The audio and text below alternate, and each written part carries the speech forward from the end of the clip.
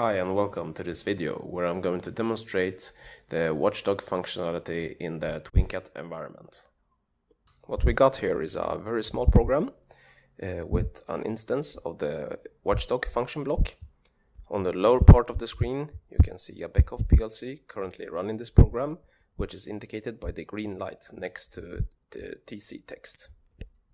If we enter the internals of this function block, we can see that it's using a Beckhoff function block located in the TC2 system library.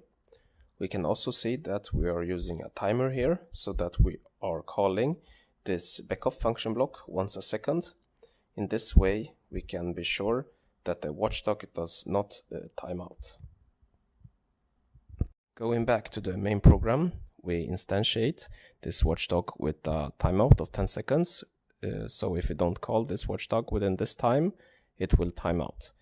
We also have a control variable be call Watchdog, which is just a way for us to control when the Watchdog is called. We also have a timer, so that once the Watchdog is not called, we can see this timer being counting up.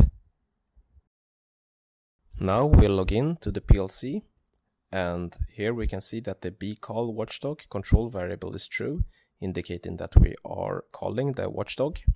We will soon change this to false by an online change in TwinCAT. Once this timer has elapsed these 10 seconds, the PLC will do a power cycle, indicated by the TC green light.